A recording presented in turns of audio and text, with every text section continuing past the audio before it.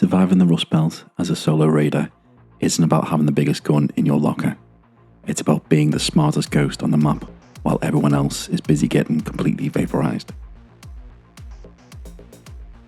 I'm Nolytic, and today we're breaking down the definitive solo beginner's guide to navigating the dangerous new landscape of patch 1.29.0. If you're stepping out of the underground bunkers for the very first time, or you're a returning veteran wondering why your old survival routes are suddenly getting you wiped, the rulebook for surviving topside as a lone wolf has been completely rewritten. From a massive stealth engine overhaul to a brand new trader loop that removes extraction anxiety entirely, we are uncovering the exact systems that you must master to protect your stash and grow your base.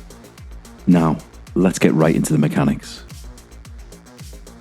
Let's kick things off with your absolute best line of defense when you're playing alone, and that is staying invisible.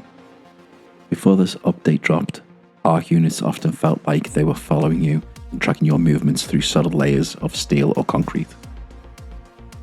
With this new patch, it completely reworks their AI perception filters based entirely on environment geometry, aka they patched it up. Machine sound detection is now split into two strict zones, indoor and outdoor. When you're out in your open wide outdoor spaces, their acoustic sensors are incredibly sharp. You sprint or fire unsuppressed weapons in an open field, they will track your position from immense distances. However, their indoor sensitivity and cross-geometry hearing have drastically been reduced. If you break the line of sight and duck into a ruined corridor or a bunker doorway, the machines can no longer track your footsteps through the solid architectural walls. Your default defensive strategy when a patrol catches you out should always be to break their visual tracking and instantly move inside a structure to reset their search loops. This ties directly into the granular foliage and smoke visibility rules. If you try to stand on the very fringe or lip or a bush or a smoke screen, the AI will spot your silhouette easily and open fire. But if you push your character deep into the center of a thick foliage, your visibility profile drops down to near zero. As a solo player, you quite literally let high-tier machine patrols walk inches from your position without triggering an alarm.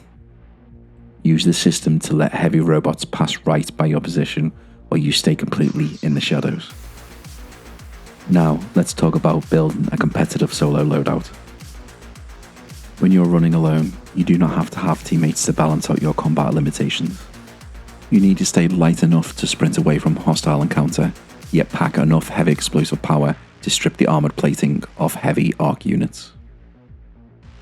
This used to be an impossible balancing act, but the new update completely solves it with a pocket-sized beast. This is the Rascal Grenade Launcher, a brand new lightweight secondary weapon. It gives solo raiders a compact explosive option, meaning you no longer have to clog your primary weapon slots with a heavy, slow anti-arc gun that destroys your character's mobility. You can run something like a Rattler or a Renegade on any hostile raiders who try to hunt you, and pull out a Rascal only when a machine pins you down. Fire one high-impact shell to shatter its armor or cause a massive movement stagger, and immediately roll into cover. But just keep in mind that its reload speed is slow and its aiming arc takes some practice. Would definitely recommend trying this out in the practice range just to get a handle of it.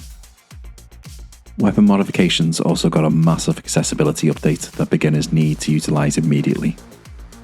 The top tier extended barrel was buffed in Extended Barrel 3, giving your custom builds a massive 30% bullet velocity increase and extending your damage fall-off distance by 15%. This turns mid-range rifles into complete laser beams. But if you're a beginner struggling to find rare components, ignore tier 3. The patch added Extended Barrel 1 and 2. These lower tier modifications require a small fraction of scrap material to craft, but still give your budget weapons a major velocity boost.